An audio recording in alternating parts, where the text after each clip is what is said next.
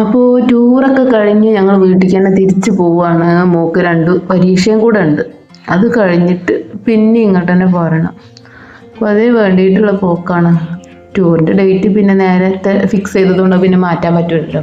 ഇപ്പോഴല്ലേ ഇലക്ഷനൊക്കെ വന്ന് അങ്ങോട്ടും ഇങ്ങോട്ടൊക്കെ മാറിപ്പോയത്. ശരിക്കും ഞങ്ങൾ സ്കൂൾ പൂട്ടേണ്ട ആ ടൈമിൽ തന്നെയാണ് ടൂർ ഫിക്സ് ആക്കിയത്.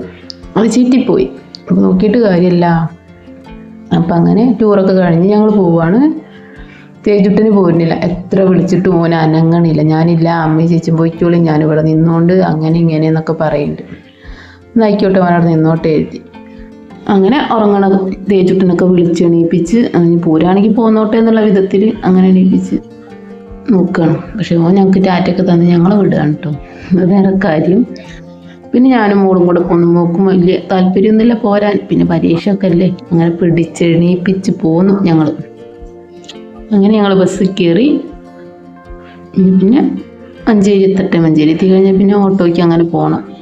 പിന്നെ അവിടെ എത്തിയ പിന്നെ നേരെ സ്കൂളിലേക്ക് എക്സാമിന് വേണ്ടിയിട്ട് പോകണം. അങ്ങനെ ഞങ്ങൾ ബസ് മഞ്ചേരിയൊക്കെ എത്തി. ഞങ്ങൾ പിന്നെ നേരെ വീട്ടിലേക്ക് എത്തി. മോള് പോയ ശേഷം പിന്നെ എൻ്റെ പച്ചക്കറികളൊക്കെ ഒന്ന് പോയി നോക്കുകയാണ് ഞാൻ. എന്താ അറിയില്ല, രാവിലത്തെ യാത്ര അല്ലാതെ ഇതാക്കിയാണ്. ഒരു മന്ദപ്പുണ്ട് ആകെ. മന്ദപ്പം നോക്കി നിന്നിട്ട് കാര്യമില്ല.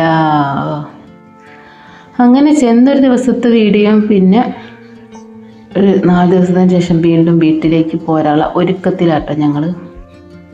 അപ്പം അങ്ങനെ രാവിലെ തന്നെ അടുപ്പിലെ വെണ്ണീരൊക്കെ ഒന്ന് വാരി വൃത്തിയാക്കി ഒന്നായിട്ട് ചോറ് വയ്ക്കണം. ഇനിയിപ്പോൾ ഏട്ടനൊക്കെ വൈകുന്നേരത്തിനുള്ളതും അതായത് രാത്രിക്കുള്ളതും ഉച്ചയ്ക്കുള്ളതും ഒക്കെ ഉണ്ടാക്കി വെച്ചിട്ട് വേണ്ടേ പോരാൻ. അപ്പോൾ നമ്മൾ അങ്ങനെയാണല്ലേ, സ്ത്രീകളായാൽ നമുക്ക് അങ്ങനെയാണ്. നമുക്ക് നമ്മളെ വീട്ടിലേക്ക് പോരണമെങ്കിലും അവിടുത്തെ കാര്യങ്ങളൊക്കെ ഒരുക്കി ഒതുക്കി വൃത്തിയാക്കിയിട്ട് വേണം പോരാൻ. ചടപടേ ഓടി പോരാൻ പറ്റൂലല്ലോ. അപ്പോൾ അതൊക്കെ ഒന്ന് റെഡിയാക്കണം. ചോറ് കറി സംഭവങ്ങളൊക്കെ റെഡിയാക്കിയിട്ട് വേണം പോരാൻ. എന്നാൽ പിന്നെ പോന്നാൽ പിന്നെ ഒരു സമാധാനമാണ്. ഇനി പണിയേറി വന്നാൽ കഴിക്കാനും രാത്രിക്ക് കഴിക്കാനൊക്കെ സെറ്റാക്കിയണല്ലോ, ഇനി കുഴപ്പമില്ലല്ലോ എന്നുള്ളൊരു ഇതിൽ പോരാ. അപ്പം അങ്ങനെ വെണ്ണീരൊക്കെ വാരി സ്റ്റോക്കാക്കി വെച്ചിട്ടുണ്ട്. ഇതൊക്കെ നമ്മളെ ചാക്കിക്കൊക്കെ ഇടാലോ. വീതനേൻ്റെ കഥയൊക്കെ ആകെ പഞ്ചറായി കേട്ടോ. അത് വേറെ കാര്യം. പിന്നെ ചോറ് മാത്രമല്ലേ ഇവിടെ വെക്കുക. അപ്പം അതുകൊണ്ട് അങ്ങനെ തട്ടിയൊപ്പിച്ച് അങ്ങനെ പോകുന്നുണ്ട്. കറിയും കാര്യങ്ങളും ബാക്കിയൊക്കെ ഞാൻ ഗ്യാസുമ്മ തന്നെ വെക്കല്. അപ്പോൾ പിന്നെ കുഴപ്പമൊന്നുമില്ല, ഇങ്ങനെ പോയിക്കോട്ടെ എന്ന് വെച്ച് അങ്ങനെ നിൽക്കും ഞാൻ. അല്ല, എനിക്ക് വിറകടുക്കിൽ വെക്കണമൊക്കെ ഇഷ്ടമാണ്. പക്ഷെ നല്ല വിറക് വേണം. വിറകിൻ്റെ ഒരു പ്രശ്നം കൊണ്ടാണ് പിന്നെ ഞാൻ വല്ലാതെ ഇവിടെ അങ്ങനെ പണിയെടുക്കാത്തത്. ചോറ് മാത്രം വെച്ച് ബാക്കിയൊക്കെ ഗ്യാസിൽ വെക്കണത്. അതൊക്കെ നടക്കുള്ളൂ. പിന്നെ പറഞ്ഞാൽ പുകയും കാര്യങ്ങളൊക്കെ ആകുമ്പോൾ അത് നമ്മളെ കണ്ണിനും ഇതിനൊക്കെ കേടുവരില്ലേ. അപ്പം പിന്നെ വിറക് വല്ലാതെ ഉപയോഗിക്കാതൊക്കെ തന്നെയാവും നല്ലത്. ഇപ്പം ഞാൻ ആ കത്തിക്കുന്ന വിറക് എന്താണെന്ന് മനസ്സിലായവർ ഒന്ന് കമൻറ്റ് ചെയ്യുക. കാണിച്ചു തരാം ഞാൻ അതെന്താന്ന്. വിറകൊന്ന് കത്തി പിടിക്കട്ടെ. കാണിച്ചു തരാമെന്ന് പറഞ്ഞ ക്ലിപ്പ് മിക്സായിപ്പോയി. മിസ്സായിപ്പോയിട്ടോ. അത് നോക്കണ്ട. അത് നമ്മളെ മഹാഗണീൻ്റെ വിറക് കേട്ടോ. അത് കണ്ടോ നിങ്ങൾ? മഹാഗണീൻ്റെ വിറകല്ല, മഹാഗണീൻ്റെ കായ നല്ലോണം കത്തിട്ടോ.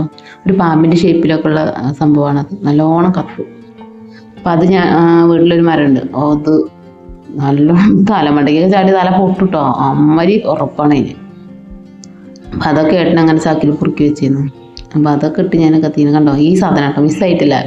വന്ന് ഈ ഒരു സംഭവമാണത്. ഈ ആർട്ട് വർക്കൊക്കെ ചെയ്യണവർക്ക്, അതായത് എന്തെങ്കിലുമൊക്കെ ക്രാഫ്റ്റൊക്കെ ചെയ്യണവർക്ക് നല്ലോണം പറ്റും. പാമ്പിൻ്റെ ഷേപ്പൊക്കെ ആക്കാനൊക്കെ പറ്റുന്ന സംഭവമാട്ടത്. അങ്ങനെ നമ്മളെ ചോറ് വെള്ളമെടുപ്പത്ത് വെച്ച് അരിയിടട്ടെ. അരിയിട്ട് കഴിഞ്ഞിട്ട് വേണം, കുറച്ച് പണിയും കൂടെ ഉണ്ട്. തേങ്ങ പൊളിക്കണം കൊണ്ടുപോകാൻ വേണ്ടിയിട്ട്. അപ്പോൾ തേങ്ങ അവിടെ ഇട്ടതുകൊണ്ട് പിന്നെ